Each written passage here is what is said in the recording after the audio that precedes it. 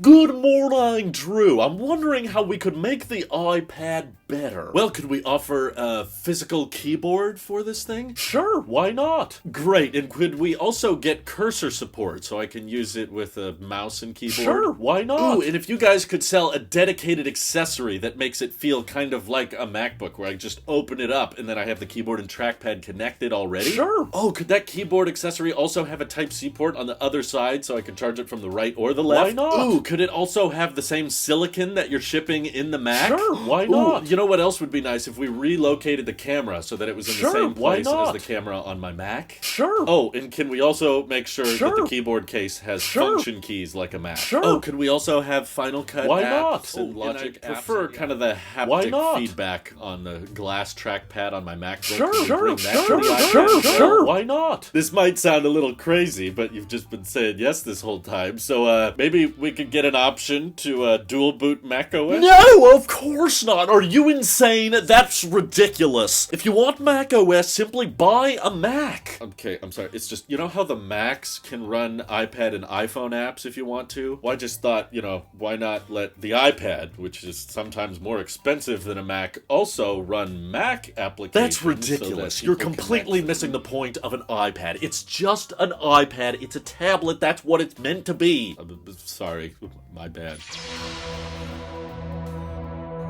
Now look, from the beginning, I just want to explain, I understand the concept of having a product category between a Mac and an iPhone. That was the original vision, right, that Steve Jobs set out. He wanted a more personal device, more intimate device that was touch-focused first. I get that. I grasp that. And I know a lot of people out there that are still going to buy an iPad no matter what because it's the only Apple device that works with the Apple Pencil. Great for note-taking, especially with all the great new Apple Pencil Pro features. The gyro thing was the coolest thing, I think, at the event. And for a lot of artists out there or people that like taking notes or like journaling and like writing with a stylus, I have friends that use the iPad in this way all the time. I totally get that. And I'm not trying to detract from that use case. I'm not trying to diminish that use case for the iPad. I'm not trying to say that the iPad can only be good at one thing, and if it's not good at that, then the whole product is worthless. No, similar to the Mac and the iPhone, I see these as great productivity tools that are capable of lots of different things. Some people play a lot of games on their phone, so they care about the high refresh rate or the 5G, or some people, like me, use it more as a camera, primarily for video before anything else, so that I can record and make videos for my job, my livelihood. And some people are using it mainly for communication. They're doing social media management, or they're browsing the web or checking emails on it all the time. There's lots of different use cases for the iPhone, which is what makes it so popular, so successful, and so addressable to the masses, where you have kids and elderly people and everything in between using these things to get by in their daily lives. It's the same thing with the Mac. There's not one use case for the Mac. There's not one simple feature set that everybody buys a Mac for. Some people buy it for typing, some people buy it for making PowerPoint presentations or keynotes or music production, like my good friend Randy, who's been using his Macs for years to create all kinds of awesome music, and there's amazing software engineering that goes on with Xcode on the Mac so that people can write all kinds of incredible apps that we use in our daily lives. And there's people like me that use the Mac for content production, so we put videos on there and edit them really efficiently and export them, and we love the great long battery life of the Mac. So what I'm simply advocating for today is the fact that the iPad is far more capable than the hardware is letting it be. I'm not trying to detract or take away from the idea that, yes, the iPad is good at note-taking and artwork, or just being a lighter, more portable device for you to watch content on than a laptop, but when we slowly over the years have moved away from that original Steve Jobs pitch of what the iPad is supposed to be, this, more personal device that's very intimate because you interact with the virtual content directly with your fingertips. You can use it for the news, you can watch content on it, you can look at photos on it, but then every year the iPad becomes increasingly more and more like a Mac. We start adding keyboards to it, we start adding trackpads to it. Now people are saying, well, the keyboard and trackpad on my iPad feels a little fabricy and it collects a lot of oil, so I wish wish it had more of an aluminum enclosure so that it felt like a Mac, and I prefer that glass trackpad with the haptic feedback from my Mac. Can we make the iPad more like that? And John Turnus with the iPad hardware team just keeps going, heck yeah! Let's make it as much like a Mac as possible, right? They gave it Type-C, which was on the Macs first. They gave it Apple Silicon with the M series of chips, so now you're rocking the same chips in your Macs as you are the iPad, and with the iPad Pro launch, now the M4 chip, which is this incredibly capable chip, is debuting in an iPad before it even debuts in a Mac. And they start giving us watered down, but still technically pro applications like, oh, people asked for Final Cut, people asked for Logic. Okay, let's bring that over to the iPad. But when you make the iPad more and more like a Mac every single year, there's gonna be some software requests to come along with it. How can you blame us for asking for more software functionality, more pro features, or again, I think the quickest path, the path of least resistance, would simply be a dual boot macOS option. It doesn't even have to be a flagship thing. It doesn't have to be the headlining feature of iPadOS 18. Heck, I would even be happy in praising Apple if it was only restricted to the 1 terabyte or even the 2 terabyte iPad tier. They're already doing that with the nano-textured glass, and this is a software feature, right? They don't even have to do it at the factory, so this would be an easier thing for them to say, well, for dual booting, you need to have the extra gigs of RAM, and you need the non-binned M4, and you need more storage so that you can partition the drive or whatever between iPadOS and macOS. And it could be buried in settings so that your grandmas and your kiddos that are using the iPad to watch Bluey or just as a FaceTime machine, they'll never notice the difference. iPadOS can continue to get quality of life updates, and it will continue to be kind of just blown up iPhone, and it will continue to be that for the everyday people. But for the hardcore nerds that are willing to drop $2,000 on an iPad setup, which you kind of have to, especially on these Pros with their OLED displays, and your old keyboard case doesn't work, and your old Apple Pencil's not going to work, so immediately if you want to replace your existing Apple Pencil and keyboard setup, we're talking easily $2,000, probably more. The people dropping that kind of money on the iPad are definitely coming nowhere near maxing out the capability of the silicon or the performance that Apple is shipping in these things. And I think it's a huge missed opportunity that Apple is not taking advantage of the fact that this is incredibly capable hardware. And in my opinion, aside from the fact about legacy ports or longer battery life, I think the iPad Pro in particular, especially the ones with a terabyte or 2 terabytes of storage, have all of the necessary hardware to do anything that an M3 MacBook Air can do and more. Someone who wants to run the fully unlocked version of Final Cut or Logic, or someone that wants to write Xcode software, should be able to do that if they're dropping $2,000 on a device with a 13-inch display, a keyboard with the function keys, the trackpad, great speaker system, a Thunderbolt port, and now, according to Marquez, 60 watts of power that can be charged through the smart connector on the back. So now you can fast charge it from the left side or the right side. There's just so much incredible, capable performance here that is being fundamentally limited by so many limitations of, well, it's an iPad, it's not meant to do that, you should buy a Mac if you want to do that. And I'm sorry, I just find that ridiculous, because I cannot tell you how many comments I've seen in the last 24 hours of people saying, wow, the new iPad hardware looks really cool, super thin, super lightweight, I love the OLED display, I love everything it's capable of, but because it's just an iPad at the end of the day, because it's still iPadOS, yeah,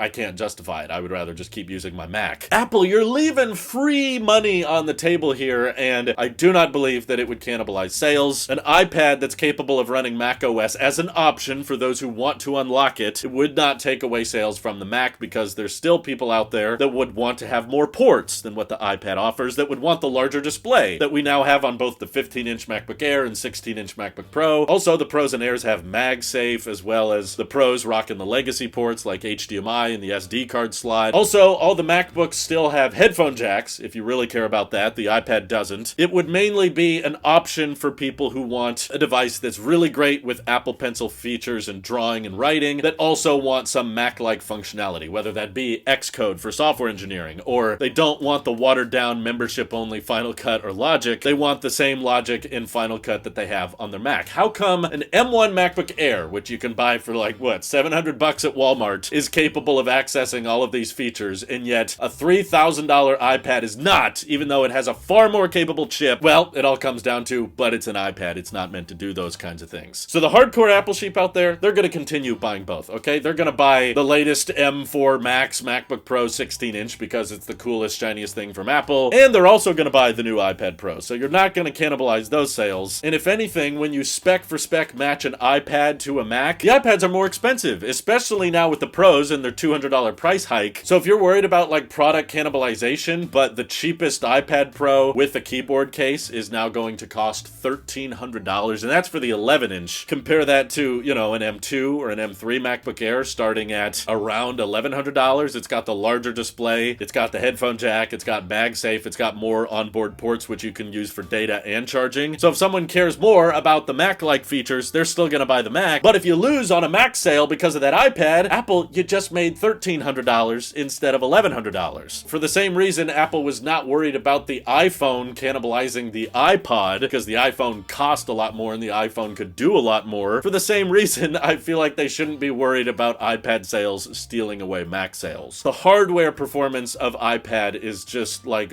off the charts. They're like running circles around the competition with how thin they can make it, how bright they can make their incredibly rich and vibrant displays. The performance that you get out of an M4 chip is just nuts for a device that is fundamentally limited in this way. And I'm getting annoyed by how many times I've had to say this in videos and had to echo it after every iPad event. But the reason I'm not stopping, the reason I'm not giving up, is because despite all of my pleas and cries, Apple does still occasionally listen to us and listen to their community. I'm not trying to say that they're purely listening to me, but long before the EU law about USB-C and long before there were any rumors about USB-C coming to the iPhone, I was advocating for it. I was saying USB-C is the only logical conclusion for the iPhone to go forward with. The portless arguments were weak and the Lightning port wasn't making much sense anymore. I was like, the USB-C port you can upsell people on. That can be a feature. Going portless would not be a feature, and you can't improve on Lightning as much because of how old and dated the design is. And simultaneously, in my iOS wish lists, I kept begging Apple for a charge limiter. I kept saying over and over again, please let me cap the battery on my iPhone to 80%, especially for a lot of people out there that have ready access to wireless chargers and they leave their phone on the charger all day. We're degrading our batteries unnecessarily, so please add a charge limiter. And sure, they didn't quite do it as simply as I wanted, but they did do it on the iPhone 15 series. We got it added now. It's working. It's helping with my battery health. I love it. Even when the iPad 10 came out a couple of years ago, I was mad about the Apple Pencil not being compatible anymore. So I said, Apple, if you just move the landscape camera a little bit off to the side so that there's still room for the charge connector of the Apple Pencil, you can have the best of both worlds. You can still have your landscape front-facing camera, and you can still have a magnetic Apple Pencil. And now, after yesterday's event, again, I'm not trying to take credit for it, but they did listen. They did come to some of these conclusions that I've been preaching for a long time. For the same reason that Apple sometimes listens to us and finally gets around to adding things that we've been asking for, I'm going to continue echoing over and over again that there will always be more and more features that people are looking for in an iPad that is already on a Mac, purely because of macOS, not because of any difference in hardware. And you could sell a lot more of these high-priced iPads, Apple. You could make so much more money if you just gave the community what they're asking for, which is not to replace iPadOS, not to give up on iPadOS, but for those who are spending top dollar, you know, you could say installing macOS on the iPad requires a keyboard and mouse to be connected. It could even require the Magic Keyboard. It won't work with any other Bluetooth one, and you have to go into settings and scroll down to the bottom and double tap something a million times so that no one gets confused. But ultimately, for the same reason we have Sidecar with our iPads that lets us use the Apple Pencil with macOS, come on, Apple. Fully unlock the iPad, release its capability, let it do everything that we know it's capable of doing, and I just get the feeling that at Dub